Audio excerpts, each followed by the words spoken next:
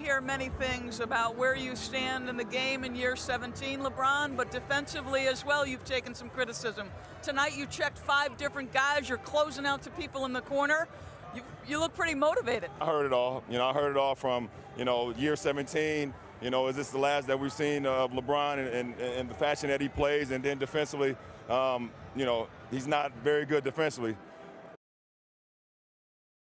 People's Kid, how we doing? It's your boy Kobe back at again with another video, and as always, I hope y'all are having a blessed day. So even though we are just around a month into the NBA season, I think it's fair we can confirm some things that were definitely up for debate not too long ago. Of course, the Golden State Warriors have bottomed out into one of the worst teams in the NBA, that is undeniable. But today I actually wanted to talk about a player you guys know all too well. LeBron James, the NBA's eldest superstar at this point, is still doing big things, but nobody could have expected him to play like this for the Lakers in his 17th season. Alas, he isn't doing it alone with Anthony Davis by his side, yet it is clear as day which of the two is not only the best player on the team, but also the best player in the world. Yep, it's King James, and in this vid, I'm going to go through exactly as to why. Per usual, if you guys enjoyed, please make sure to like and subscribe, and with that said, let's hop right into this video.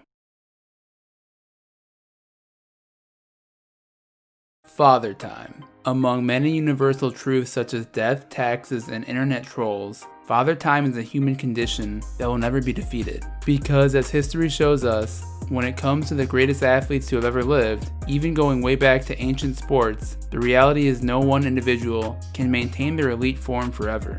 Fast forwarding to present day, where sports media has accelerated to a place where discussion on players follows a 24/7 news cycle, the hyper-analysis of these sports figures has reached a point in which we follow every single move they make.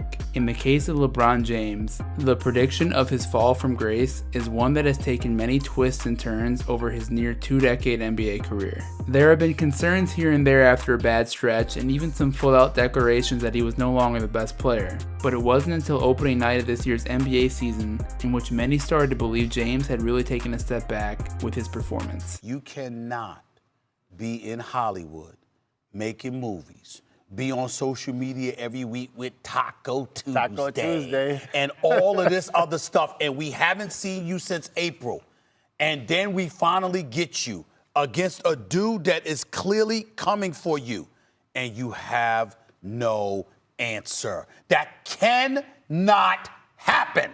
After a 10-point loss to the Los Angeles Clippers in which LeBron failed to really assert himself in the fourth quarter, the sports world took a deep gulp and considered a planet in which James wasn't one of the best players in the NBA. Ironically, a man who scored 18 points, grabbed 10 rebounds, and dished out 8 assists was being questioned if he still had top-level game we all knew too well. Yet while the rest of the media called this the beginning of his demise, LeBron simply laughed and once again proved his time is not yet done, and a new and perhaps long chapter in LA is just beginning. As a result, here are the 3 biggest reasons why LeBron James is still the best player in the NBA. Number 3. He is still far and away the best and most important playmaker in the NBA. With the Lakers' addition of Anthony Davis this past offseason, the threat of LeBron experiencing the first season of his career where he was not the leading scorer of his team was a distinct possibility. Although Davis has indeed led the Lakers in scoring this year, LeBron has reasserted himself as the best quarterback in the NBA, naturally picking his spots to set up teammates or create offense for himself. Although he leads the league in assists this year at 11.1 a contest,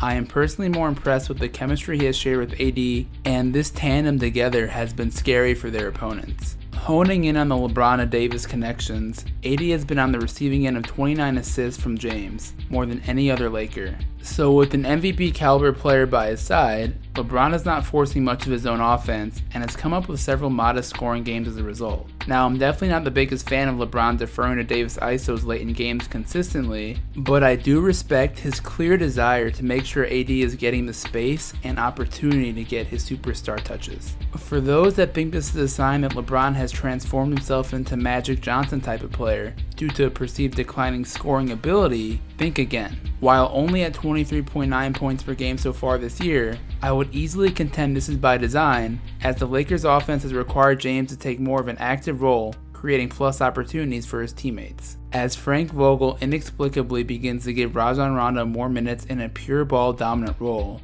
I fully expect LeBron to ramp up his own offense throughout the season, and he should get closer to his career 27.1 average. And number 2, he's actually playing defense like it's 2009 again. So one of the biggest criticisms of LeBron's 2018-2019 season was the fact it looked like he was putting up the white flag with respect to his regular season defense. Personally, while I think individual defense is still one of the most overvalued concepts in the league, and point to superstars like James Harden or Steph Curry as evidence against its inflated worth, it is a great sight to see how engaged LeBron James is on the defensive end of the floor. Before even looking at any type of defensive stats or analytics, just watching James via the eye test shows a player who is actively directing teammates and remaining disciplined on team defensive principles, whether he's on the weak or strong side of the court. Referencing an excellent article from SB Nation that I read and have put in the description if you guys are curious, it is really interesting to note James's hard work has carried over to the stat sheet. Compared to all league counterparts this season,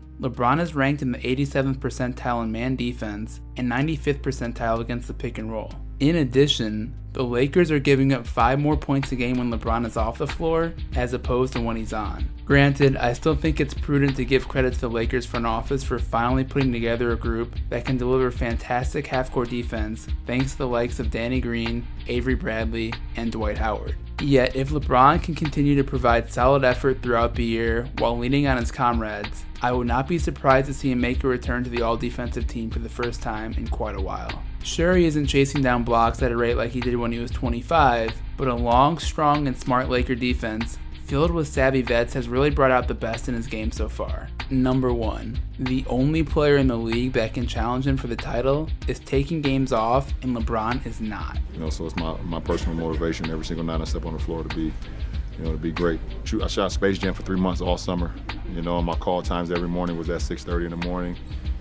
And I was in the gym at like 3:30, 4 o'clock in the morning before shooting for 12, 13, 14 hours. Despite the 2 points I mentioned above, in reality, the biggest reason why LeBron James is still the best player in the NBA comes down to the simple fact that he wants to be the best, and it shows from every angle. Whether you look at his IG posts that point to his desire to prove people wrong, or his reports of him working out at 3:30 a.m. this summer, the truth is to remain the world's best, it takes a level of dedication that very few can actually handle. Although Kawhi Leonard is the reigning Finals MVP and showed everyone last June he's one of the game's greatest two-way players of all time, I just don't think you can give the title to someone who chooses to play when he feels like it, even when he's completely healthy. Guys, I know I'm veering away a bit from hard facts in exchange for opinionative commentary with this point, but I think Leonard's case for the game's best is weakened when he isn't actually going out there and proving it on a night-to-night basis, and now we wonder if he will ever play in back-to-backs again. Pointing to some of the other guys, I know there are some viewers that may be in Giannis's camp for best player in the world,